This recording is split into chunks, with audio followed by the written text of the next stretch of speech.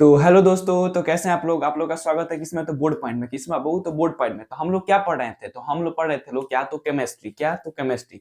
और केमिस्ट्री में कौन सा चैप्टर चल रहा था? तो केमिस्ट्री में चल रहा था पहला चैप्टर, जिसका नाम है क्या? तो रासायनिक अभिक्रिया एवं समीकरण। तो उसमें हम लोगों ने कहाँ तक देख लिया था? तो उसमें हम लोगों ने देख लिया था कि संतुलित समीकरण क्या होता है, असंतुलित समीकरण क्या होता है।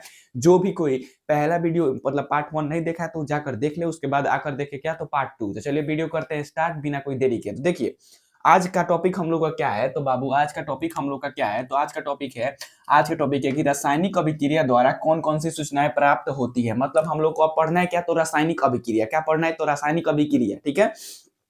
तो रासायनिक अभिक्रिया अगर हम करते हैं तो हमें कौन कौन सी सूचनाएं प्राप्त होती है, कौन कौन सी सूचनाएं प्राप्त नहीं होती है। तो उसी के बारे में थोड़ा जान लेते हैं कि कौन कौन सी सूचना हमें रासायनिक अभिक्रिया के द्वारा क्या होती है तो प्राप्त होती है और कौन सी सूचनाएं प्राप्त नहीं होती है। तो देखिए बाबू, रासायनिक जो होता है ना, रासायनिक अभिक्रिया क्या तो जो होता है ना रासायनिक अभिक्रिया, ये जो है ना रासायनिक अभिक्रिया द्वारा हमें कौन कौन सी सूचनाएं प्राप्त होती है। तो आप लोग याद रखिएगा क्या कि रासायनिक अभिक्रिया द्वारा, किस अभिक्रिया द्वारा? तो बाबू रासायनिक कौन? तो रासायनिक अभिक्रिया द्वारा हमें क्या होती है? तो निम्नलिखित क्या होती है? तो निम्नलिखित सूचनाएं क्या होती है तो प्राप्त होती है। यानी रासायनिक अभिक्रिया जब होगी तो हमें निम्नलिखित सूचनाएं प्राप्त होती है। ये देखते हैं कौन कौन सी सूचनाएं प्राप्त होती है। तो एक नंबर में मतलब हमें कौन सी सूचनाएं प्राप्त होती है? तो देखिए रासायनिक अभिक्रिया जब होगी तो हमें यह पता चलेगा कि कौन सा पदार्थ, यानी कौन सा पदार्थ क्या हो रहा है तो भाग ले रहा है। यानी रासायनिक अभिक्रिया में कौन सा पदार्थ भाग ले रहा है, और जो भाग लेता है उसे हम लोग क्या करते हैं? तो उसे हम लोग अभिकारक कहते हैं। तो यहाँ पर लिखे हैं क्या कि रासायनिक अभिक्रिया में कौन सा पदार्थ क्या हो रहा है तो भाग ले रहा है और क्या बना रहा है। यानी रासायनिक अभिक्रिया में कौन सा पदार्थ भाग ले रहा है और उसके फलस्वरूप कौन सा उत्पाद बना रहा है, ये भी क्या होता है तो हमें रासायनिक अभिक्रिया में पता चलता है। ठीक है, रासायनिक अभिक्रिया में ये पता चलता है कि कौन सा पदार्थ रासायनिक अभिक्रिया में भाग लेता है और उसके फलस्वरूप क्या बनाता है।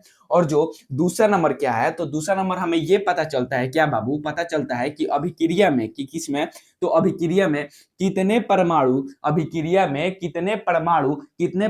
या अणु क्या हुए तो भाग लिए और उत्पाद में यानी उसके फलस्वरूप में कितने कितने परमाणु या अणु क्या उसके फलस्वरूप कितने परमाणु या अणु बने। यानी रासायनिक अभिक्रिया में कितने परमाणु या अणु, यानी लिखते हैं ना 2s2 मतलब संतुलित करने के लिए कितने परमाणु या अणु भाग लिए और उसके फलस्वरूप कितने परमाणु या अणु क्या हुए तो बने।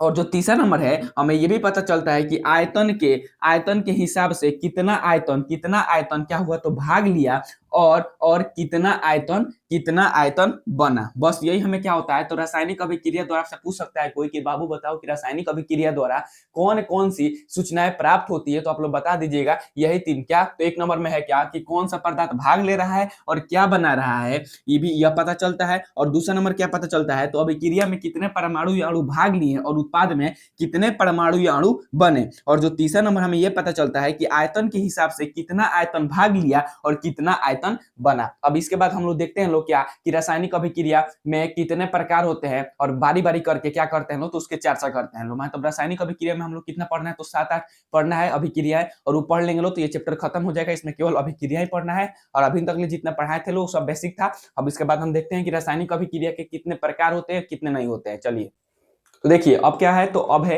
रासायनिक अभिक्रिया के प्रकार। क्या है तो रासायनिक अभिक्रिया के प्रकार। तो देखिए रासायनिक अभिक्रिया कितने प्रकार होते हैं तो रासायनिक अभिक्रिया के निम्नलिखित प्रकार है। मतलब एक दो नहीं होते हैं, निम्नलिखित मतलब बहुत सारे इसके प्रकार होते हैं, जिसमें एक नंबर में हम लोग को बात करना है किसका? तो एक नंबर बात करना है किसका? तो संयोजन अभिक्रिया। क्या होता है संयोजन अभिक्रिया? तो आइए देखते हैं। देखिए तो हमने लिखा है यहाँ पे रासायनिक अभिक्रिया के प्रकार। तो यहाँ पे लिखा है रासायनिक अभिक्रिया के क्या होता है तो रासायनिक अभिक्रिया के निम्नलिखित क्या होता है तो प्रकार होते हैं। कितने होते हैं तो निम्नलिखित प्रकार होते हैं, जिसमें एक नंबर में हम लोगों को क्या पढ़ना है तो एक नंबर में पढ़ना है किसके बारे में? तो बाबू एक नंबर के बारे में पढ़ना है कि संयोजन अभिक्रिया क्या होती है। तो देखिए संयोजन मतलब आप लोग याद रखिएगा, संयोजन मतलब जोड़ना। क्या होता है संयोजन मतलब जोड़ना, यानी जिस रासायनिक अभिक्रिया में दो या दो से अधिक पदार्थ आपस में मिलकर एक नए पदार्थ का जब निर्माण करते हैं तो उसे हम लोग संयोजन अभिक्रिया कहते हैं। मतलब समझिए A+B ए प्लस बी जब आपस में मिलेगा तो क्या बन जाएगा A B, A plus B जब आपस में मिलेगा तो ए बी बन जाएगा। तो आप लोग संयोजन अभिक्रिया में क्या बोलिएगा कि जिस रासायनिक अभिक्रिया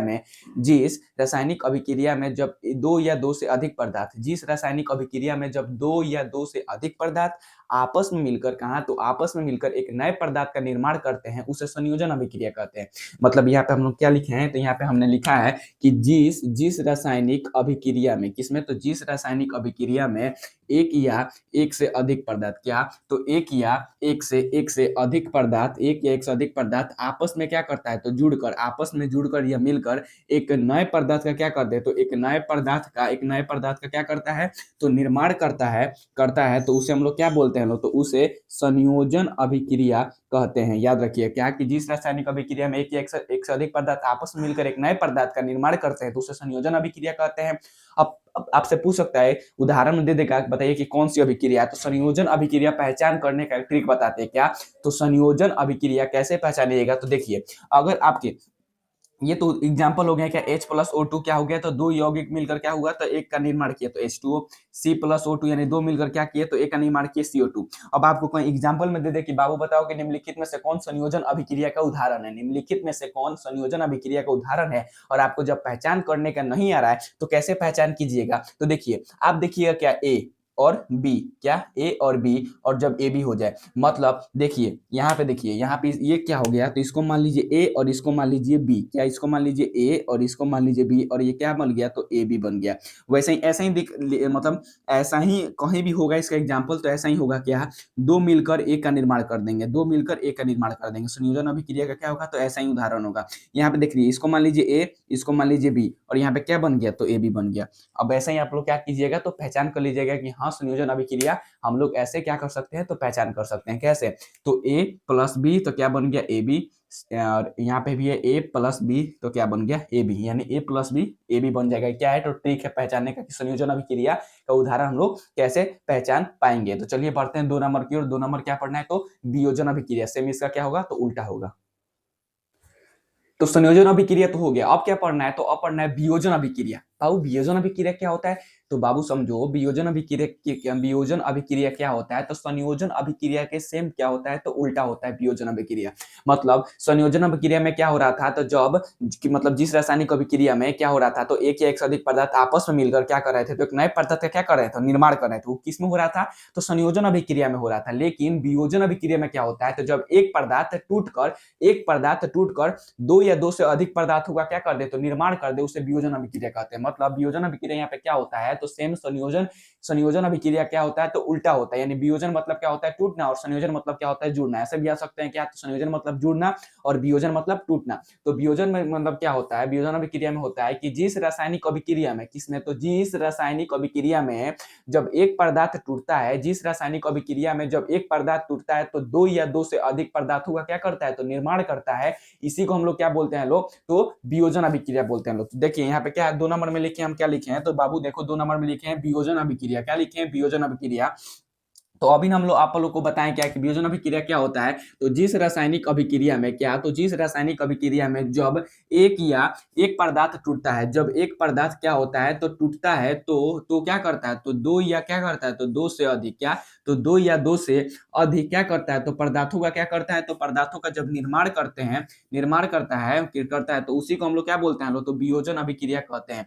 यानी वियोजन अभिक्रिया में क्या होता है, जब एक पदार्थ टूटता है तो दो या दो से अधिक पदार्थों का क्या कर देगा, तो निर्माण कर देगा। उसी को हम लोग क्या बोलते हैं, तो उसी को हम लोग वियोजन अभिक्रिया बोलते हैं। और संयोजन में क्या हो रहा था, तो जब एक मतलब जब दो या दो से अधिक पदार्थ आपस में जुड़कर एक नए पदार्थ का जब निर्माण कर देते थे, तो उसी में क्या हो रहा था, उससे क्या बोलते हैं लोग, तो संयोजन अभिक्रिया बोलते हैं लोग। और संयोजन अभिक्रिया का ट्रिक क्या था, तो ए प्लस बी और ए बी, मतलब दो मिलकर एक का निर्माण कर देंगे। लेकिन वियोजन में इसका सेम क्या हो जाएगा, इसका सेम उल्टा हो जाएगा। क्या हो जाएगा, तो सेम उल्टा हो जाएगा। यानी ए बी जब टूटेगा तो दो में निर्माण होगा, यानी ए प्लस बी। तो इसका ट्रिक क्या है, तो बाबू इसका ट्रिक देखो यहाँ पे क्या लिखे हैं, तो ए बी जब ए बी है और जब ये टूटेगा तो किसमें बनेगा, तो ए प्लस बी। जैसे देख लो यहाँ पे ये क्या हो गया, तो ये हो गया, मान लो कि ए बी क्या हो गया, तो ये ए बी हो गया। और ये जब टूटा तो किसमें बचा, टूटा तो ए में और बी में। सेम क्या होगा, तो संयोजन अभिक्रिया का सेम उल्टा होता है वियोजन अभिक्रिया, याद रखिएगा, ठीक है। और यहाँ पे देखिए, ये मान लीजिए क्या है, तो ये है ए बी और ये जब टूटा है तो किस में टूटा है, ए में और बी में। बोलिए क्या यहाँ तक क्लियर हो गया? क्या आप लोगों को संयोजन अभिक्रिया और वियोजन अभिक्रिया क्लियर हो गया? क्या अगला अभिक्रिया के बारे में समझा जाए? जो नोट नहीं कर रहे हैं, जो लिख नहीं रहे हैं, उस साथ साथ लिखते चलिए, लिखिए लिखिए, ठीक है। तो यहाँ पे क्या हो गया आप लोगों को, क्या ये दूसरा नंबर अभिक्रिया वियोजन अभिक्रिया समझ में आ गया? क्या अब तीसरे नंबर अभिक्रिया के बारे में पढ़ा जाए? चलिए पढ़ते हैं कितना नंबर, तो तीसरे नंबर अभिक्रिया की ओर। चलिए तो इसको इरेज करके तीसरे नंबर अभिक्रिया की ओर बढ़ते हैं।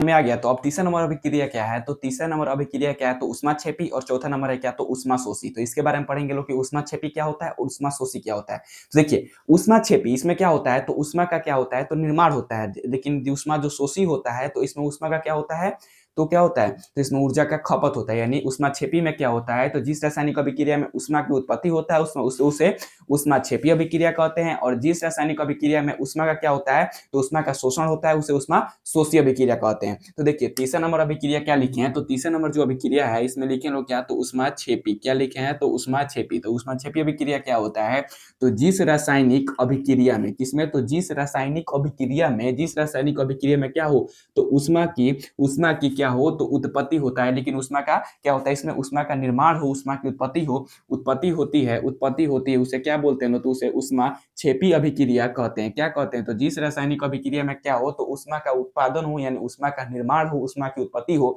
उसे उष्माक्षेपी अभिक्रिया कहते हैं लोग। एग्जाम्पल में देखिए क्या है, तो CaO प्लस H2O, तो क्या बनाएगा, CaOH का होल ट्वाइस प्लस यहाँ पे क्या हुआ, तो उष्मा का निर्माण हुआ। क्या हुआ, तो उष्मा का निर्माण हुआ। लेकिन जो उष्माशोषी होता है, तो जिस रासायनिक अभिक्रिया में क्या हो, तो उष्मा का क्या हो, उष्मा का शोषण होता है, यानी इसमें उष्मा का क्या होता है, तो ह्रास होता है, उष्मा का खपत होता है, उसे क्या बोलते हैं लोग, तो उसे उष्माशोषी अभिक्रिया कहते हैं लोग। तो उष्माशोषी अभिक्रिया क्या लिखे हैं, कि जिस रासायनिक अभिक्रिया में, जिस रासायनिक अभिक्रिया में क्या हो, तो उष्मा का क्या हो, तो शोषण हो, यानी उष्मा का क्या हो, खपत होता है, उसे क्या बोलते हैं लोग, तो उसे उष्माशोषी अभिक्रिया कहते हैं। उसे क्या कहते हैं, तो उसे उष्माशोषी अभिक्रिया कहते हैं लोग। जैसे में क्या हो जाएगा, श्वसन की क्रिया, श्वसन आप जो सांस लेते हैं तो क्या होता है, तो उष्मा का खपत होता है, और एक हो जाएगा Ca प्लस O2, क्या बनाएगा, CO2 और प्लस उष्मा, ये भी क्या हो जाएगा, तो इसका उदाहरण हो जाएगा ETC।